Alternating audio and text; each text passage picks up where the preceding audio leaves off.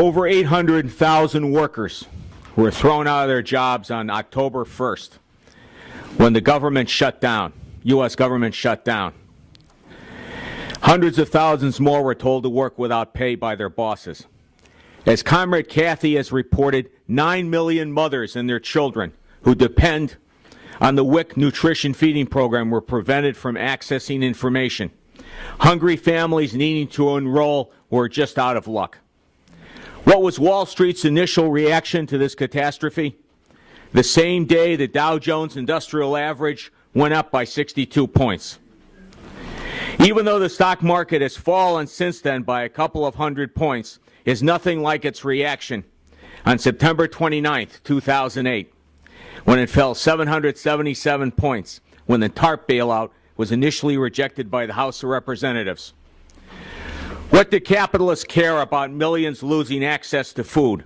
They're starving people all over the planet to keep food prices high. Do you think Dow Chemical is alarmed that over 90% of the employees of the Chemical Safety and Hazard Investigation Board have been let go? Let's make it very clear. Millions of people are suffering, and tens of millions more are threatened by the shutdown of government services like the WIC program. These programs have been won through decades of struggle. But the capitalist state hasn't been shut down.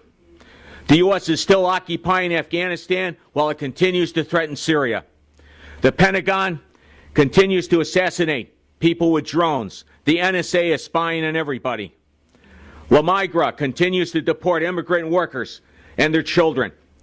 37,000 immigrants are locked up in jails, many of whom are run by private, extremely profitable corporations. After 37 years of imprisonment, Native American leader Leonard Peltier is still in federal prison. So is People's lawyer Lynn Stewart, who's dying of cancer. Afia Siddiqui continues to be locked up in federal prison. So do the Puerto Rican political prisoners and the Cuban Five.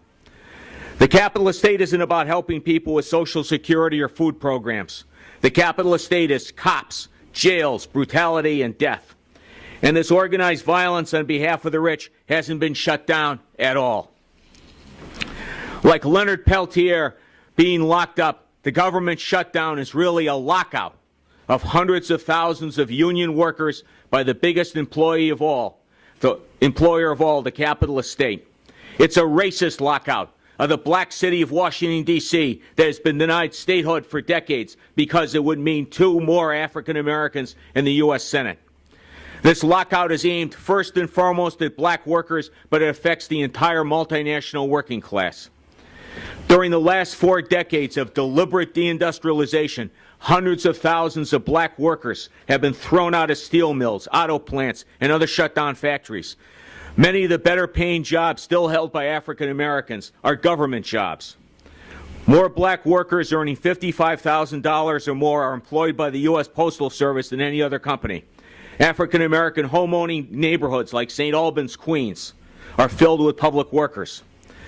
The union-busting campaign against government workers has not been waged by the Tea Party alone. Former Vice President Al Gore went around the country bragging the Clinton administration has fired 100,000 federal employees.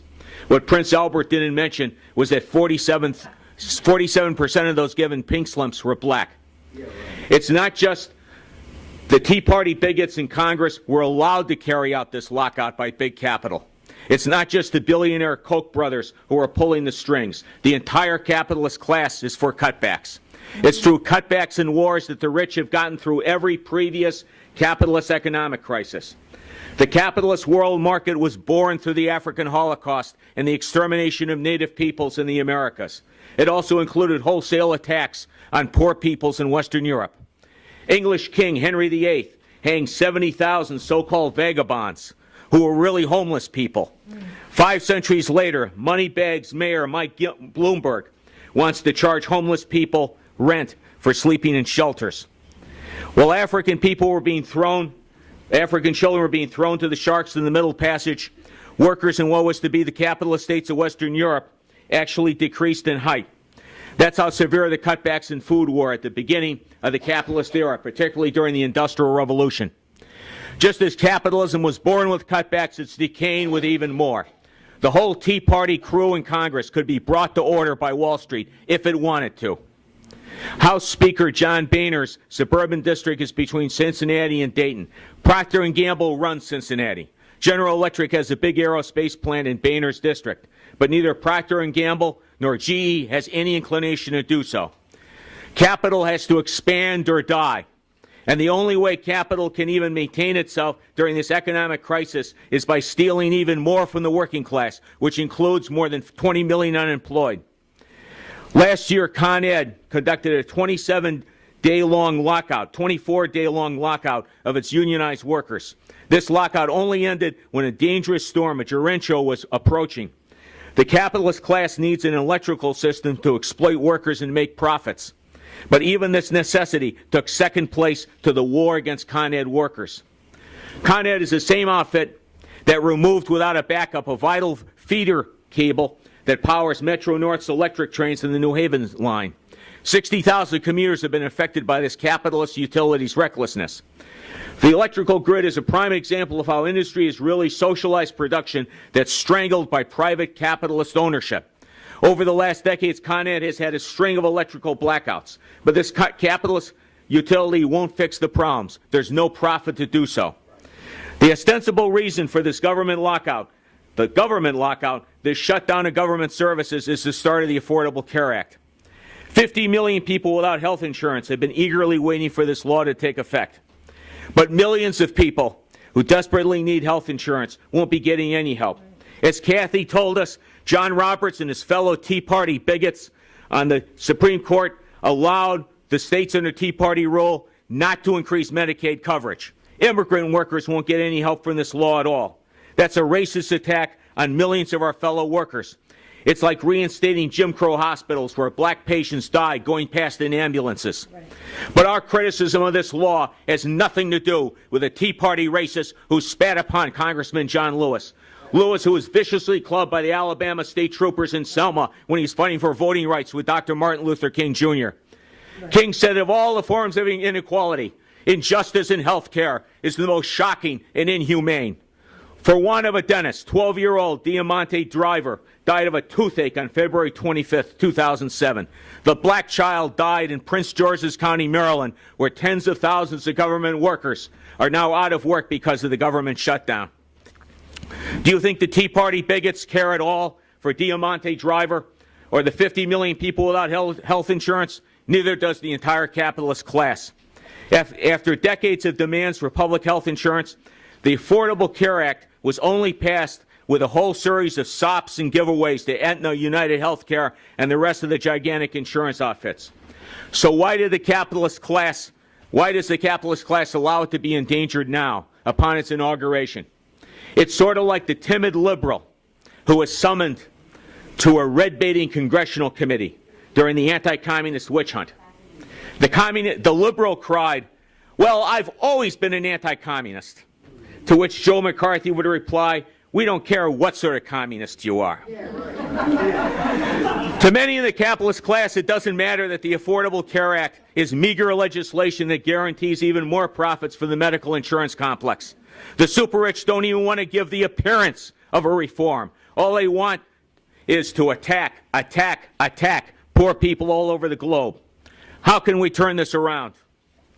Without the masses' intervention, this government lockout and the so-called federal debt ceiling will be used to pass cutback legislation.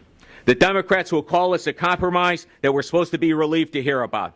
It will be a rotten compromise. 2 years ago, President Obama offered $1 trillion in cuts to Social Security and other vital programs. It just whetted the Tea Party's appetite. We need to struggle, and struggle still more. Fannie Lou Hamer didn't wait for the Democratic Party to do something because it was white Democrats who were the ones that tortured her in Mississippi. All through her life, Fannie Lou Hamer struggled. So did thousands of other courageous fighters. That's how millions of workers were organized into unions in the 1930s, and segregation was defeated in the 1960s. We need to build people's assemblies everywhere to fight police killings of poor people, every cutback, and every rich man's war. We need to assemble to free Mumia Abu-Jamal and the Move 9. We need to free C.C. McDonald. We need to build solidarity with LGBTQ people under attack. We need to assemble to bring home the millions of sisters and brothers who are in prison. The Cuban Five must be freed immediately and their jail cells occupied by CEOs of Pfizer, Merck, and the other drug profiteers. We need what people in Cuba have: free medical care, free health care for all. This weekend, the International People's Assembly against the banks and against austerity will be convening in Detroit, a black city that was economically destroyed by finance capital. On October 22nd, people will be rallying in cities around the country against police brutality and mass incarceration. And on October 24th, we'll be fighting for a $15 minimum wage. And we got to fill Herald Square, and we got to go out tomorrow stickering and leafleting. Struggle is the only way we can defend ourselves and our families. Both Herman Wallace and General Giap struggled all their lives. During 47 years of imprisonment, 41 of which was spent in solitary confinement, Herman Wallace never gave up. Neither can we. General Giap showed the people of the world how to defeat the French and U.S. war machines. The capitalist class has shut down government services. We will give Wall Street a Dien Bien Phu, a socialist revolution. Long live the memory of Herman Wallace and General Giap.